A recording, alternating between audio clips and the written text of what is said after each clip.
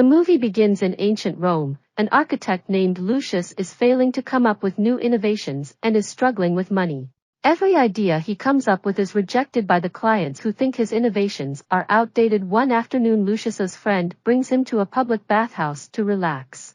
Lucius thinks it is the worst place to relax since it is filled with loud naked people. Overwhelmed by the environment, he goes underwater and stays there for a while. Suddenly he notices a small whirlpool forming. On the other side of the tub he goes to check it out but is pulled by a strong current. In only a few seconds Lucius ends up in a tunnel-like place. Struggling to breathe, he tries his best to get to the surface and is finally successful, but to his surprise he is not in a Roman bathhouse anymore. In fact, he is in a modern Japanese bathhouse filled with old men who are in shock to see him stand naked in front of them. The architect has somehow traveled through time to modern-day Japan. Lucius, who has never seen someone with Mongolian features, assumes that the men are from a flat-faced tribe. After recovering from the shock, Lucius notices that the place is more advanced than any bathhouse he has ever seen. The baskets, taps, and massaging device all blow his mind as he regrets not thinking of these innovations himself earlier. He also accidentally enters the women's changing room and is knocked out by a scream of "Gold Lady." Then we are introduced to a struggling manga artist named Mommy. His appearance gives her an idea for a new character, hence she starts drawing his portrait. A while later Lucius wakes up and is given a bottle of flavored milk. He is yet again baffled by the sweet and cold taste of it. In fact, it is so good that it makes him fall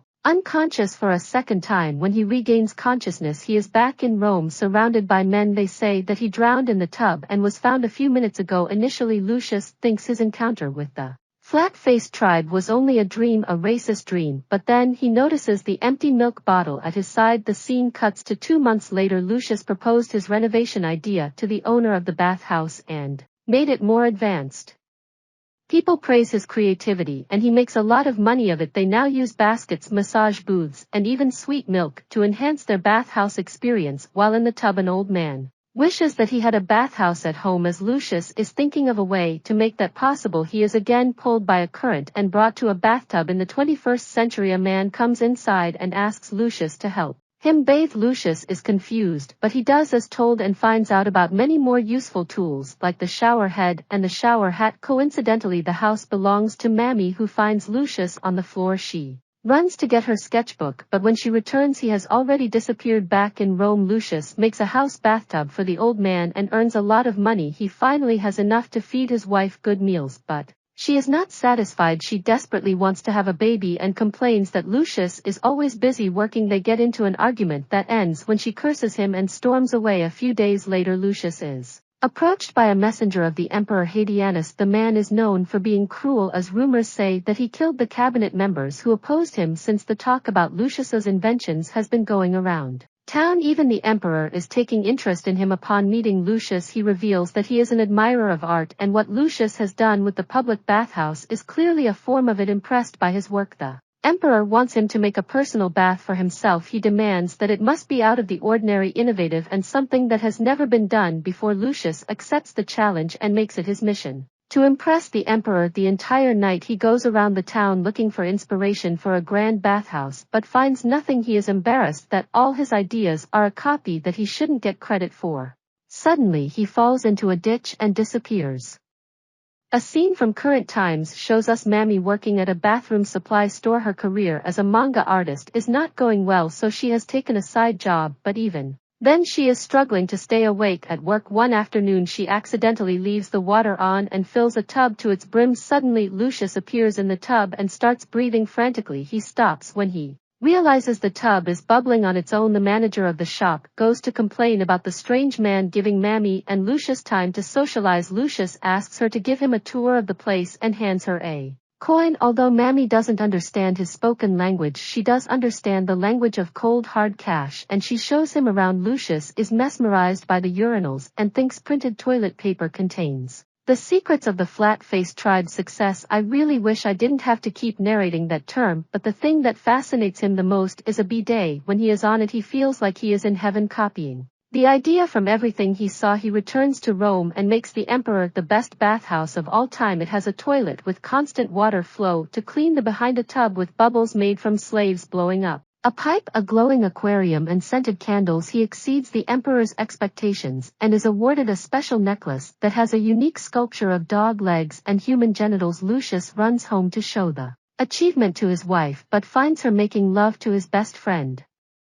Damn. In the future, Mamie returns to her small hometown after repeatedly failing to generate ideas for a good manga and being kicked out of her side jobs. She starts working in a local bathhouse and studying ancient Roman history. The coin she received from Lucius and his disappearance has intrigued her, and she wants to know if he is actually a person from the past. Back in Rome, Lucius has lost the will to live after his wife ran away with his best friend. One day he is approached by a messenger who is worried about the emperor. It turns out that the emperor lost his son recently and thinks that a crocodile is his reincarnation. He wants Lucius to design a place where the crocodile can be stored and all of his needs are met. Lucius has to be extra careful with this one because if the animal dies, all blame will fall upon him and he will be declared a national criminal. Following that, Lucius goes back to the emperor's bathhouse to check the water flow at his request, but when he enters the tub, he is pulled into the future for the third time. He comes outside and finds himself in a cage stuck with crocodiles. It turns out he is in a crocodile sanctuary. At the same time, Mamie is also at the sanctuary with a date who she doesn't like. She tries her best to get rid of the guy and is happy upon seeing Lucius inside the cage. She brings him out and shows him around the sanctuary, forgetting all about her date. Lucius learns how to take proper care of crocodiles and their preferred habitat. Mimi also takes him to learn archery to see if he is really a Roman man. He hits all the targets, confirming her suspicion. While later he ends up in a hot spring, which takes him back to his time. A few months later, the emperor gets a perfect place to breed his crocodile son. He has even started to treat Lucius like family, inviting him to the palace frequently. Everything is going well in the city until one day the emperor is informed of the rebels making an attack on his troops. They are not happy with his rule and want to dethrone him at any cost. The emperor's soldiers and the rebels fight a long and hard battle that goes on for more than a year. By now the emperor has grown old and is ready to retire. He plans to leave the throne to his nephew Sionius. Fortunius's first project as the emperor, he is going to build a new bathhouse to gain the people's support. Hence the emperor wants Lucius to help his nephew win. This project is a problem for Lucius because his principles do not align with Sionius, who is arrogant and proud. Lucius knows that if he becomes the emperor, the fall of the Roman Empire is inevitable. Hence, after giving it much thought, he goes to Sionius and refuses to work for him. Sionius reminds him that going against the emperor is treason, punishable by death, but Lucius remains adamant. He goes to a fellow architect and begs him to take the project. However, the man is furious at Lucius for being the reason he is broke. They get into a fight and Lucius is pushed into a wall. In the next scene, he is with the flat-faced tribe again. He is hurt, but they are taking care of him as their own. They bring him to a hot spring where he can rest and recover. It is said that if he bathed in the water of a spring, a person can heal quickly. They also give him fermented alcohol, which burns his throat. Then Lucius meets Mamie, who has learned to speak basic Latin. She asks him his name, but Lucius is so drunk that the falls on top of her and the two drown in the lake. When they wake up, they are in Rome. Much to Mamie's amazement, she finds out that Lucius is about to be executed for refusing to oblige the emperor's order. Worried, she tries to convince him to take the project, but it doesn't work. Lucius leaves home with his luggage to save his life. Meanwhile, in Japan, the group of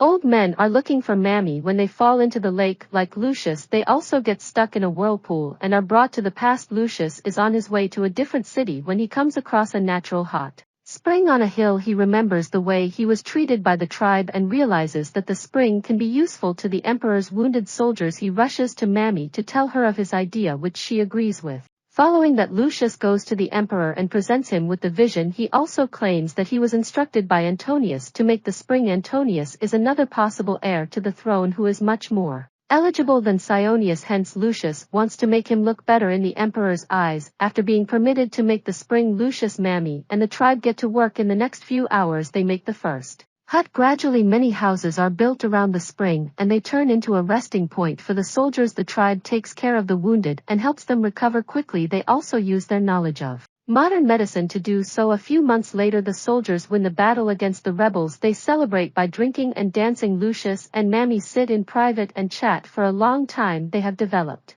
feelings for each other over the time they work together. Lucius is the happiest he has ever been in life. That is until the tribe suddenly disappears. Mamie also starts vanishing in front of his eyes, but before She does. He tells her that there are several ways leading back to Rome. In the following scene, the emperor makes Antonius his advisor. Lucius is also awarded in front of the civilians for the bravery he showed in battle. People acknowledged that without him they would have never won. Meanwhile, Mammy has started a new life in the future. One day she is walking through the city when she sees Lucius come out of a pond. The movie ends as they meet each other again.